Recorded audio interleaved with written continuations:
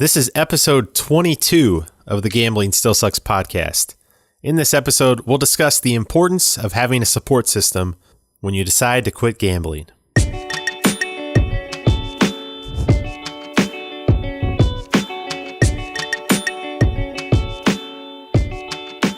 Hey there, and welcome to the Gambling Still Sucks podcast. My name is Jamie. I am a compulsive gambler, and I'm also the host of this show. The last time I gambled is still July 15th of 2010. Over the past couple months, I've been very fortunate in that I've been able to be a support system for some of the folks in my GA group. And what I mean by that is that I've had a couple calls or texts, and more so in the last couple months than probably in the last 7 or 8 years combined. So it's been kind of an interesting thing and something that's been very rewarding for me personally. But I think it also has outlined the importance of having a support system when you are in recovery. And so today I wanted to talk about that. And the other reason that this has come up, in addition to my personal experience, is just that I continuously see people say, hey, I'm trying to do it on my own. I'm going to try it on my own first. And then if that fails, then I'll try GA. Then I'll try telling my family. Then I'll try doing these other things after they try it on their own. And I am 100% guilty of this in that I tried on my own. And as you know, unsuccessfully. I think I made it 9 months before I relapsed and then ended up just as bad as I was before within 2 to 3 days. And so I think this really highlights the importance of having a support system. And it's something that I'm very lucky now in that I have a very good support system. From friends and family all the way to my GA friends and family. I've just really, and obviously, all of you listening, you're part of my support system, which has been huge. I think I've mentioned to a couple of people that each episode just makes just the recovery so much easier. And I think it's the more that I share and the more I get out of my head, the easier recovery has been. So thank you for being part of my recovery.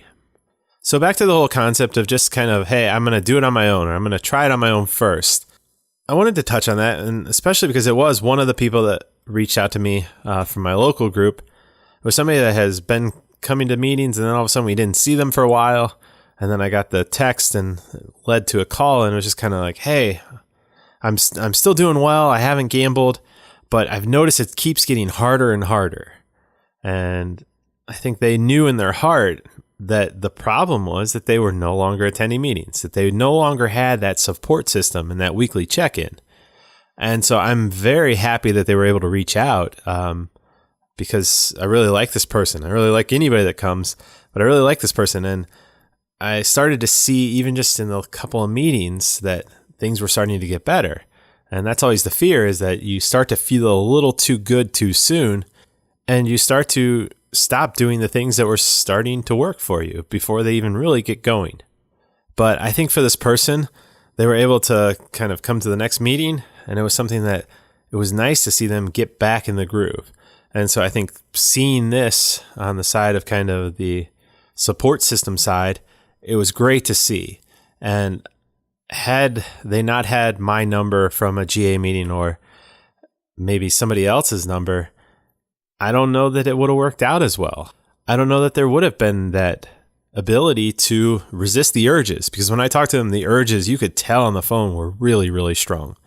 It was something that the urges had come back, and I think they said it keeps getting stronger and stronger, and I know I'm trying to do it on my own, and I think it's more than I can handle. And I know I've heard before people talk about a problem shared is a problem halved, and I think that's so true. And it's also part of the isolation that we've talked about before that just kind of contributes to the disorder, the addiction, whatever you want to call it, having a stronger grip on you. So if you're listening to this and you haven't been to GA, or you haven't told your significant other or a friend or a parent or a family member, I would encourage you, tear that Band-Aid off, give it a try, especially if nothing else, keep it in mind that if things start to kind of become a little more difficult and the urges start to come a little more frequent and a little more strongly, take this as kind of an example of seeing what it can do to be able to reach out to somebody. So having somebody, and really it can be anybody, that is on your side that you can reach out to and say, hey, I'm trying and I really don't want to go, but I really, really want to go.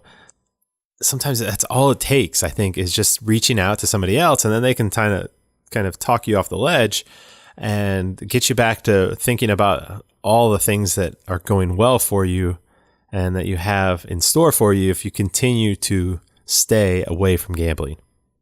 And then I think the second part of this that I wanted to talk about is just kind of the fact that I'm curious and interested in what goes into our mind that says we have to do it on our own. And I think a lot of it is just kind of this embarrassment from the kind of social norms of something that, okay, nobody wants to admit they have a problem. Like we've talked about, nobody wants to especially admit they have a problem with money. And that's what gambling is.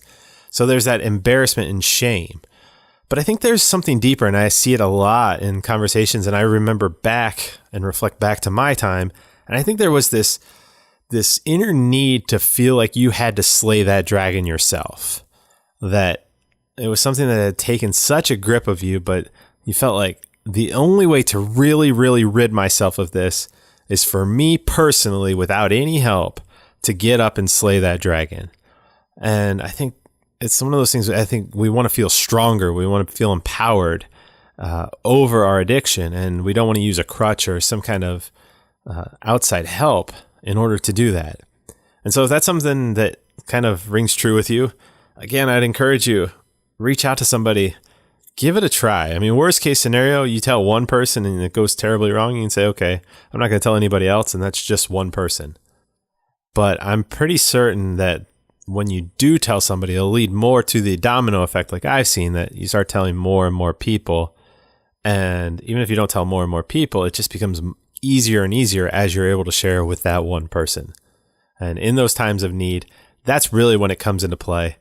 And I think so many times we get to the point where we're like, hey, I've made it 9 months in my case. I'm fine. I've got this figured out. And I didn't have that plan B, that emergency plan for when something happened, to run by to one of my friends and say, hey, I'm thinking about playing this little poker game with some of my old buddies. Do you think that's a good idea? And obviously they would have said no, but I didn't have that person in place. And I didn't have, after I went the first time and then started going and getting back into it worse, I didn't have that person to say, hey, look, I think this is starting to spiral out of control. And I just wanted to let you know, I know I've told you that I had a problem that I was trying to quit, but I wanted to tell you that I'm struggling right now. And I like to kind of get things back in line before they get out of control. So yeah, we'll keep this as a short episode because I don't have a whole lot more to say on it other than I've seen firsthand the importance of having a support system around you so that you have those people to reach out to when you need them. And even if you don't have the courage yet to tell somebody, I'd encourage you to make a plan. At least have a note card or something that says, okay, if I get to this point, I'm going to call this person and do this, and maybe even write out what you need to tell them. Maybe it's an email that you save as a draft or some kind of message that you save to remind yourself of, when I get to this point, I promise myself I'm going to do this before I go back to gambling.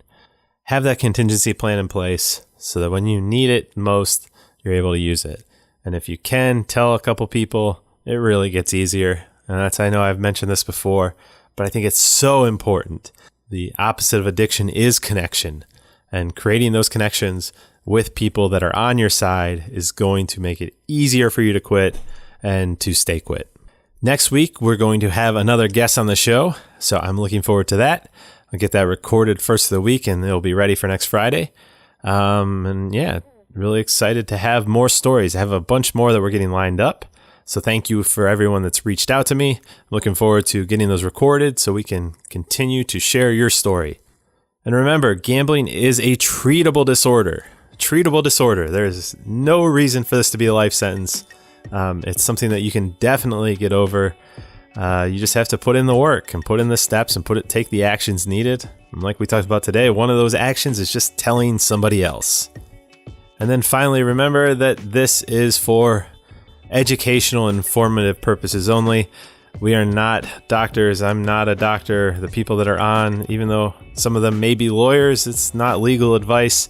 please, please, please seek out the help of a professional for any of your legal, personal, or health-related issues. This is very, very serious.